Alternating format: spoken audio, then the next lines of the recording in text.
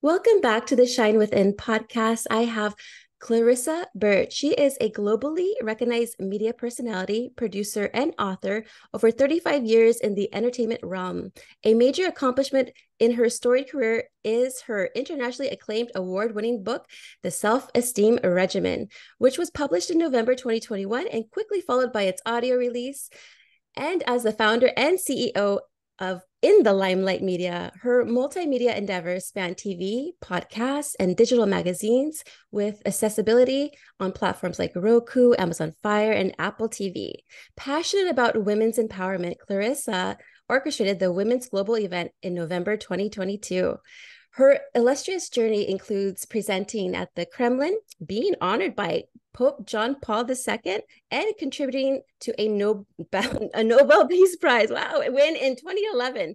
She recently received the Entrepreneurial Excellence Award from the Women's Economic Forum, among other accolades. Wow. Thank you so much. What an honor to have you, Clarissa. I've just been around a long time. That's really all it is. I've been around a lot longer than you. So, Oh, well, you look yeah. beautiful and amazing. And you know what? I did look up something, and you're on my favorite movie, The NeverEnding Story, number Story. two.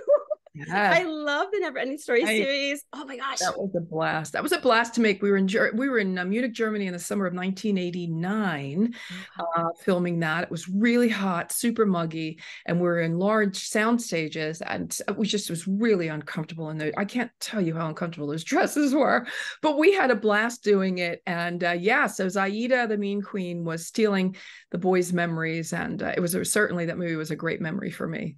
Wow, amazing. Yeah, your beautiful outfits, and it just like I'm like, wow, so fun. Yeah. Oh, I Yeah. love that. But we're Yeah. here to talk about your book today, The Self-Esteem Regimen, and an action plan for becoming the confident person you were meant to be. Oh, Right, right. and I The was name of the book, the name of the book is the Self Esteem Regime.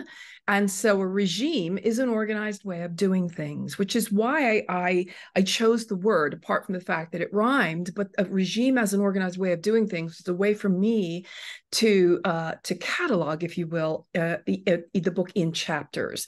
So the first chapter is release. Right, Gina? So we know that sometimes we've got a lot of stuff that's pent up, a lot of things we've learned, a lot of things we've etched in stone and that we believe are real.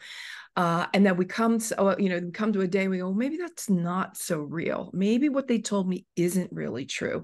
Maybe what I've learned, I need to unlearn. And so that's where we get that whole release part from chapter 1.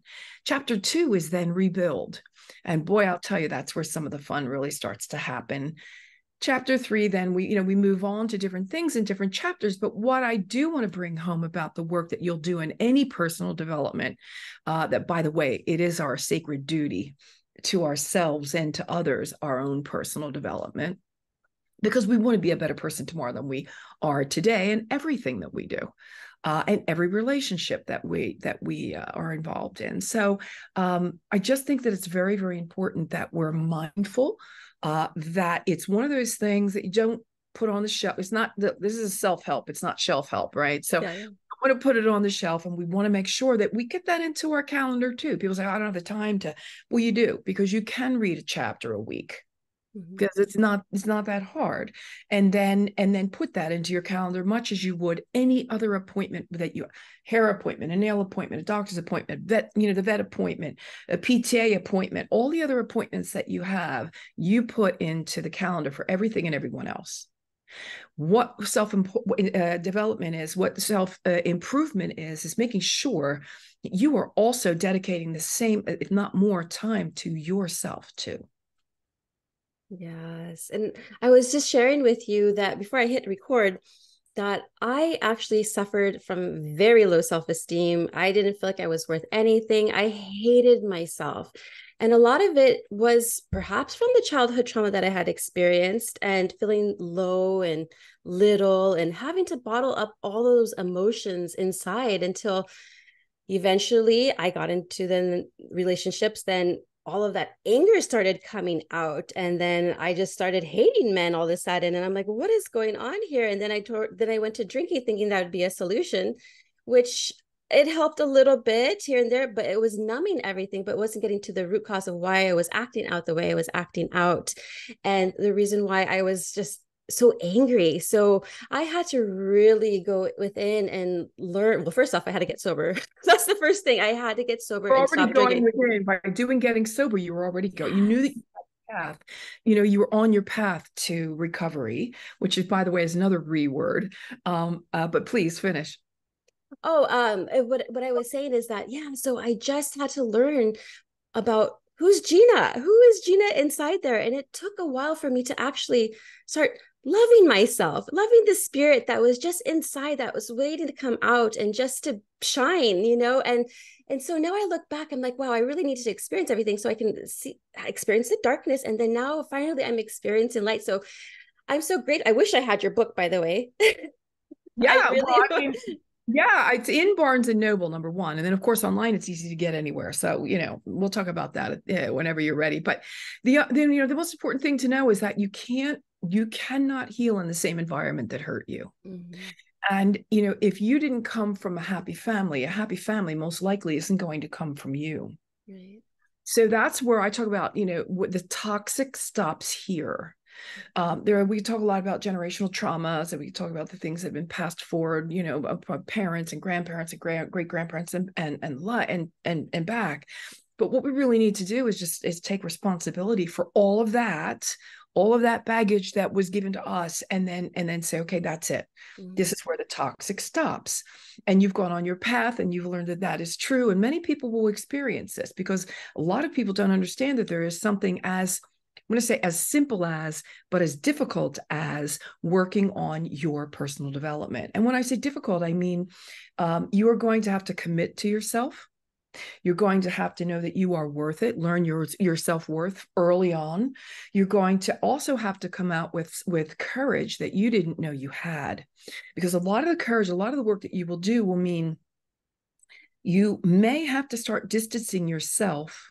Doesn't mean forever, and it doesn't mean huge distances, but it depends on what we're talking about, who we're talking about, right? Yeah. But you have to start learning how to distance yourself from those who are not in your life for a better or a greater good. And I don't want any of that to sound, egotistical in any way, or it's all about me, me, me. It's okay for things to be about you. That's what this whole work is about. It is about you, so that you then, not only are you a better person for yourself and you really like yourself, but you're a better person for everyone that you will come in contact with. And that could be a husband, it could be, a work relationship, it could be with your sister, it could your mother, it could be all kinds of different with your, I don't know, fill in the blank. But you want to know that you're coming whole and that you're coming complete. People say to me, well, do you ever take a self-esteem test and, like at 100, like you're 100? No, doesn't work that way. Self-esteem doesn't work that way, because we will most likely be fighting daily demons along the way. And we certainly are going to be fighting the ebb and flow that is life. And life comes with, lots of triggers for us. So this is where we have to learn how to reparent. First of all, we have to get in touch with our inner child and learn how to have a relationship with that inner child and help that child grow.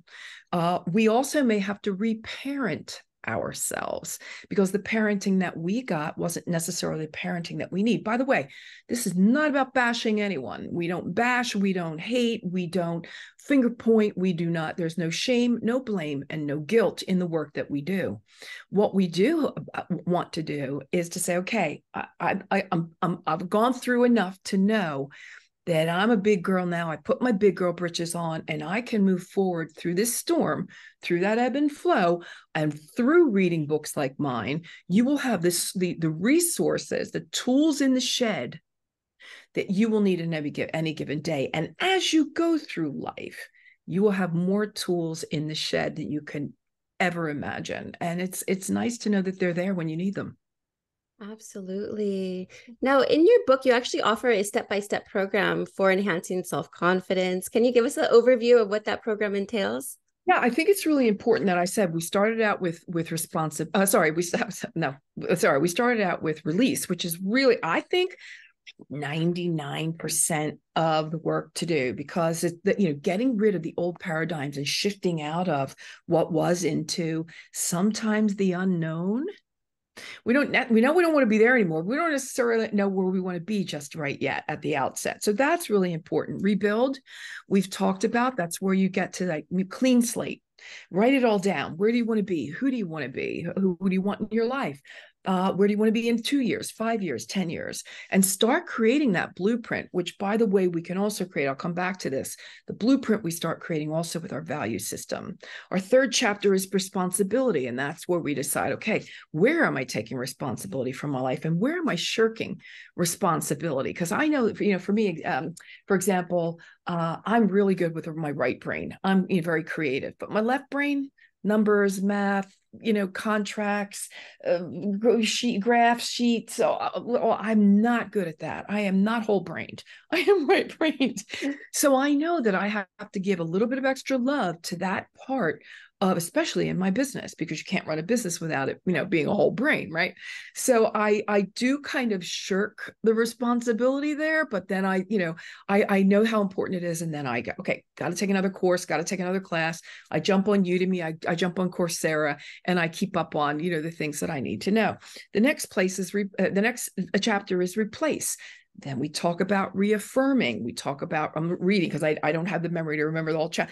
We talk about the reinvention. Then we reinforce what we know. So we take a stop after the sixth chapter and go, okay, let's reinforce. Let's stop and take a look. What are we reinforcing? What are the things that have really, we've worked on these last 6 chapters? What's going to be working for us now? We go into repeat, rebound. There's all kinds of redirect. Let me give you the last 2: respect and then reciprocal. So these are the different things that we work on. Respect, not only of course for ourselves, but for others. So, self-esteem it goes very wide and very deep. And it's not something that it doesn't discriminate. Right? Doesn't discriminate color, man, woman, child. I could speak to a 14-year-old girl or an 80-year-old man and basically be saying the same things about self-esteem and what it is and what it's not. Anyway, yeah, I could be here all day on that. The other thing I think is really important we talk about is social media. And social media is where we do a lot of comparing. And, of course, we know that self-esteem 101 is never compare yourself to someone else. And I talk frequently about, wanting to keep up with the Joneses and, kind of wanting to, be the cool kid on the block. And we talk about the grass being greener on the other side. I know you've heard it. We all have. But I offer this. First of all, the grass is always greener where you water it. Yes. Yes. And where you water it. And that's very important. I know one of my friends had actually just sent me that quote recently. So it's funny that you brought that up. And I noticed, you were talking about boundaries earlier and how to kind of let go of the people that don't really serve you anymore because they're not aligned to the person or the woman you want to become.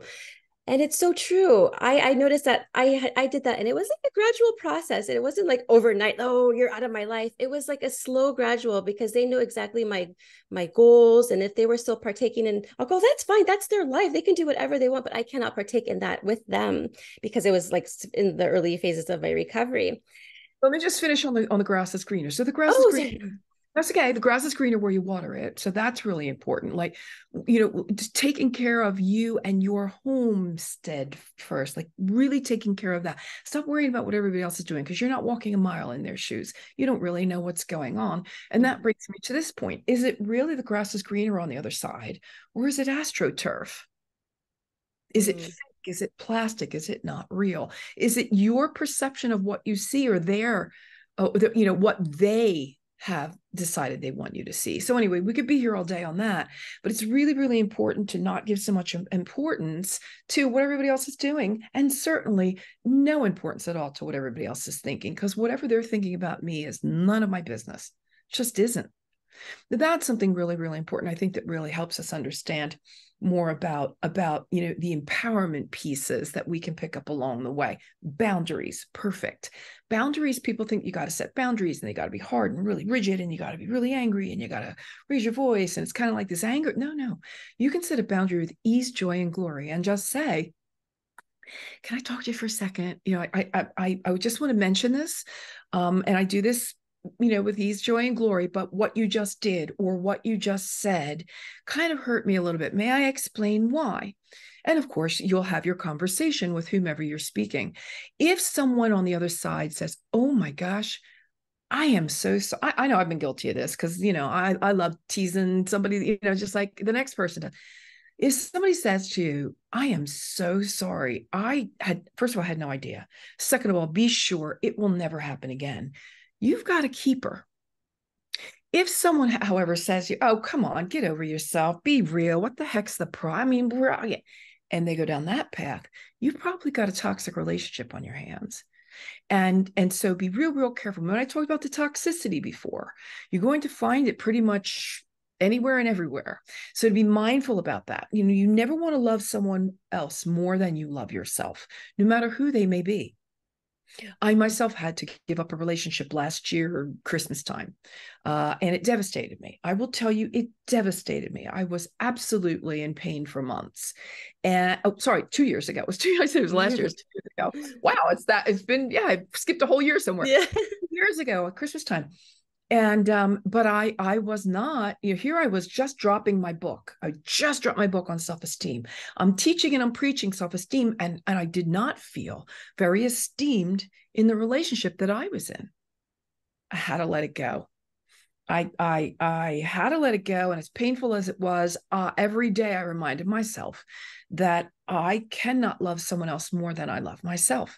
And if everyone is listening right now can remember that one thing, I think that, write it down, put it on a sticky note, get it close to your work, station, get it on your mirror. We'll talk about mirror therapy in a second. Wherever you can see it and read it frequently, make sure that you do that. Yes. I love that. Yeah, mirror therapy. I've heard of that before. Can you explain a little bit about what that is? I would love to. So mirror therapy is something that I had learned from Louise Hayes, and she was the guru, the grandmother of publishing for. She had a huge publishing house for everything personal development, self-improvement.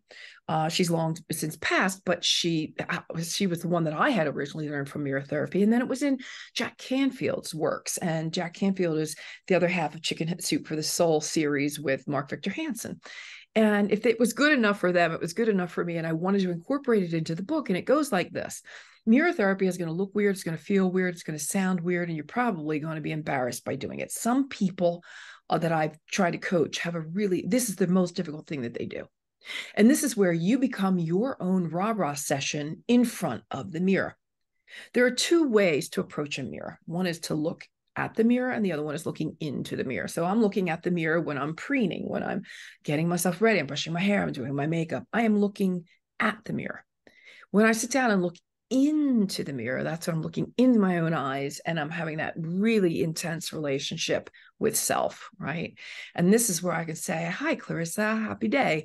I just want to tell you, I really like you. I do. I really like you. I've got to say, let me go one step further and tell you, Clarissa, I really love you. I love you. And I'm so super proud of you. I want to tell you that presentation you did the other day that you were so worried about. Remember that presentation in front of 1,000 people? You didn't think you thought your knees were so proud of you, girl. You knocked it out of the ballpark. Okay. So you get where I'm going with that, right? Some people are going to have a really hard time doing that. They're going to have a hard time sitting there and saying, I really like you. And I really love you, because a lot of people just don't love themselves. You can do this in little increments. You don't have to, it doesn't have to be a soliloquy. You don't have to be there for hours, but you can start with a minute a day and just sit there with yourself and get comfortable. Take a few deep breaths and say something nice to yourself. I've got plenty of affirmations in the book, should you like to use some of those. And just start having that relationship with yourself. Be the rah-rah session that you're not going to get anywhere else. And it's called self-help for a reason. It's not, geez, I wonder what everybody else thinks about me, help. It's not, I wonder everybody else is going to recognize me and tell me how great I am, help. It's not called that. It's called self-help.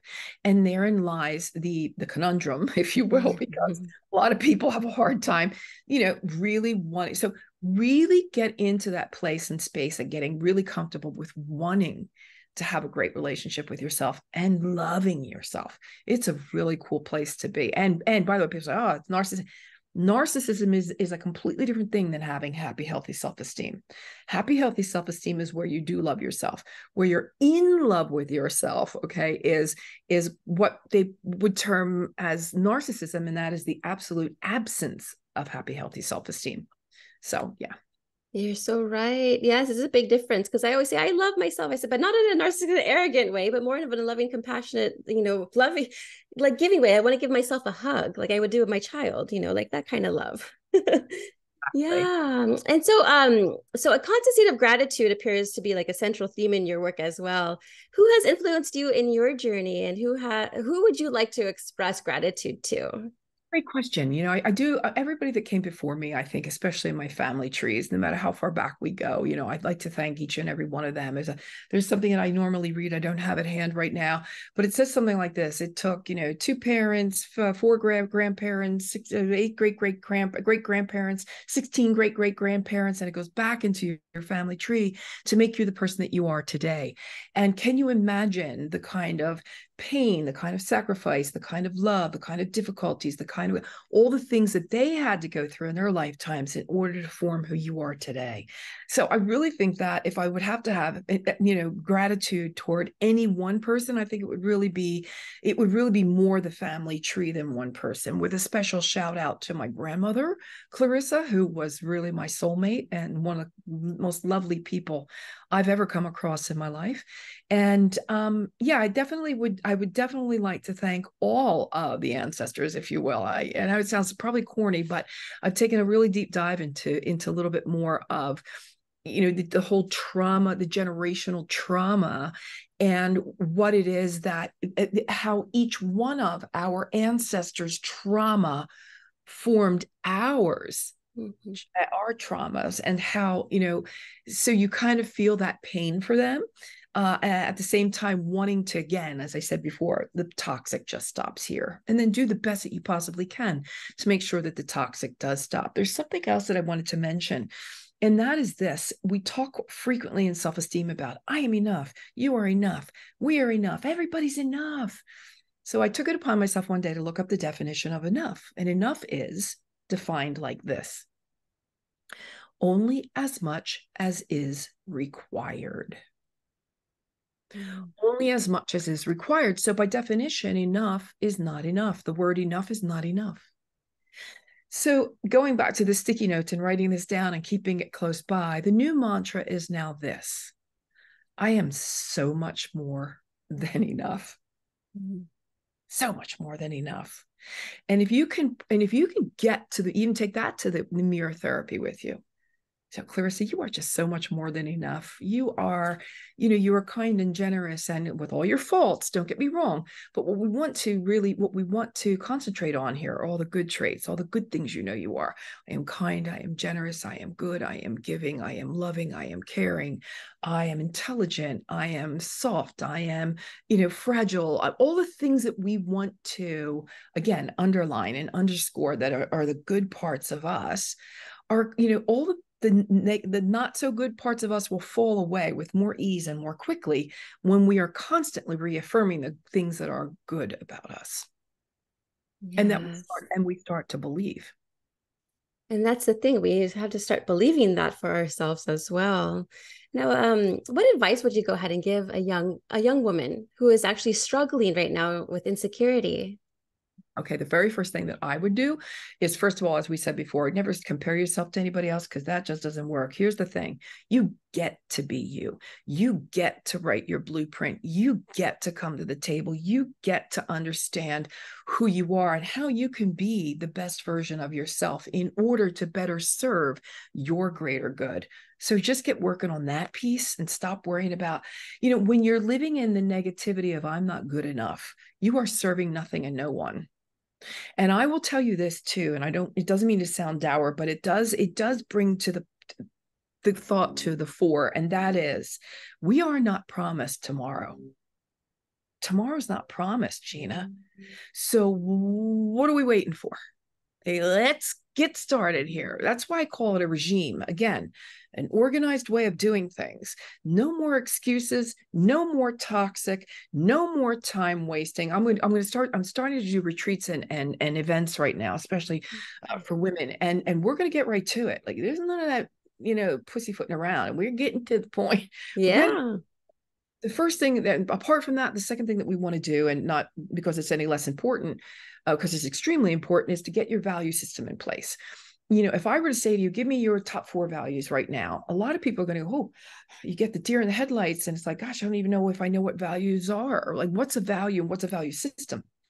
I'll tell you what I created, and everyone is more than, I'm happy to share this with anyone. Please adopt it if you feel like you'd like to. I take the high road. I take the high road. I try to take the high road in everything that I do. Again, I'm human and I have fault. I don't always hit the mark, but my mission is to always hit the mark. The high road is this: honesty, integrity, gratitude, and honor. And if I can come to the table every day with that as my blueprint, I will tell you that that is a hill I am ready to die on. I will come with radical honesty. I will come with integrity. I will come with gratitude. I'm grateful for things all day. It's funny, we're coming just now on Thanksgiving week. Yeah. But I will always be gratitude. I have 10 things I could rattle off right now. Boom. That I am grateful for. And then the last piece is honor. Honor, we usually think about more as a military term, but honor really is so much more than that, isn't it? It's who are you when no one else is in the room? It's, who are you when you're untangling, the Christmas lights? Like, what's your real pure character? Honoring is loyalty. Loyalty, here's another saying that I love, is loyalty is when you have my back behind my back. Loyalty is when I have your back behind your back. And so, going when you're at the water cooler and everybody's, dishing on Susie Q, are you going to foment with the tribe? Are you going to foment with the group, right? With the pack, and say, oh yeah, I know she's really awful and horrible. Or are you going to say, guys, I know Susie Q, and you know what? I think she's great. Maybe she's just having a bad day today. Maybe she just needs a hug. Maybe she needs some understanding and some love. Now, that doesn't mean that there aren't some difficult people in the world, because there are. But most difficult people will sort of, they'll round their edges a little bit. Their edges will become a little bit softer when, you love them through it. And, be the first to say, I'm sorry. There's nothing wrong with an apology. In fact, as I said before, no blame, no shame, and no guilt. If you can come to the table, and even if you swallow your pride and you say, I know I wasn't wrong here. I don't feel like I was wrong here, but okay. Let me offer up this. Who is it? Who is it that comes to mind right now, Gina, for you? You have to answer the question, but who is it that comes to mind when I say, who do you probably have to make an apology to? Or at least, who do you know in your heart of hearts you should probably pick up a phone and call? Maybe they were wrong. Maybe they were wrong. But could things be fixed with a simple phone call and a, hey, can we talk? Because this is not a phone call about who's right and who's wrong. This is a phone call about, I miss you. Can we fix this? So, again, that is doing the honorable thing, right? And it's scary. And again, remember I talked about courage. It's scary, but you're never going to know until you know. You might get a negative response and go, no, thanks, not interested in a relationship with you. Okay, now I know. I'll miss you and I love you and I wish you all the best. Off you go. It's going to hurt, but you'll get through it, right? So honor is one of those kind of things that, it really is one of those kind of things we need to bring back to the table. We need to be doing, especially in today's day and age. It's a harder thing to teach and preach today than, but if we were to really come to the table, imagine if everybody came tomorrow, we wake up, Gina, and the whole world is honest. Can you imagine in what kind of world we would live? If everyone lived in integrity, oh my goodness, what kind of relationships would we be living? Gratitude, if everybody was grateful. Wow. And if everybody lived with honor, doing the right thing, doing the respectable thing, doing the, standing on principle, right? Mm-hmm. It would be a really, really great thing.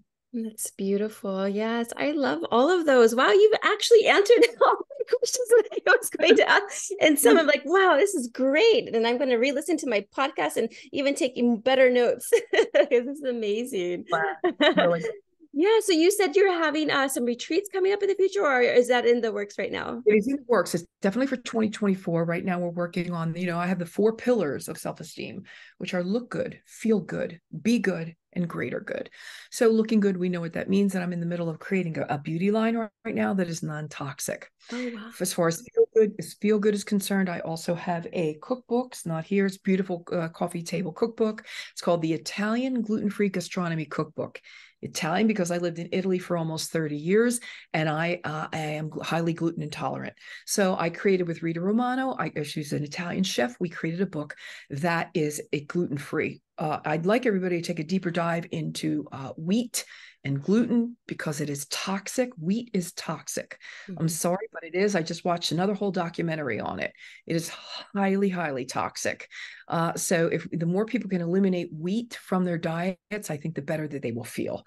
The next piece is be good. And so that's where the self-esteem regime comes in. This is the be good piece that is also going to take all of the other pillars into consideration. And then the greater good is giving back, paying it forward, tithing, volunteering, doing something that's not, is for someone else. And yeah, I think that, I have someone that, really an organization that I collaborate with called domesticshelters.org. This is where women and children that are being abused can find a safe haven and a safe place to land. There are about 3,500, I think, shelters all over the United States and now in Canada. And so I will be bringing more light to that organization as well.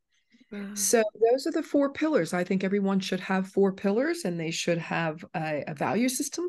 And that's really a great place to start. People say, oh, look good. Well, what does that have to do with self-esteem? It's taking pride in yourself. It's taking pride in the way you look. There is nothing wrong with that. So I stand by that. There's a guy, actually, it was a guy one day said, well, what does looking good have anything to do with self-esteem? And I'm like, dude, you need to get a clue. Yeah. It's we like looking good, right? It's a part of it, and everyone has their own idea of what that is, and that's okay. Some women don't wear makeup, some wear minimal makeup, some women do full mask face and it looks great. Whatever it is, it's fine. But it's taking pride in yourself. And so yeah, we're going to be doing all kinds of fun stuff. Oh, that's awesome. Yeah, because when you feel good and when you feel like you look good, you do good actually too. When you have a lift in your step and you do a front, you face your day differently. When you're walking out that door and you're going, you know what, I am looking good. It's a nice. It's again, it's a reinforcement to self. And some people think it's a little bit more, airy fairy. That's okay. Whatever. I'm going to stand by that one and say, I think, that's okay. It's all about it. All of this is work and pride and feeling, prideful of the people, of the person that we are becoming. So yeah, no problem. Amazing. Well, thank you so much, Clarissa. Where can our listeners find you on social media or your website?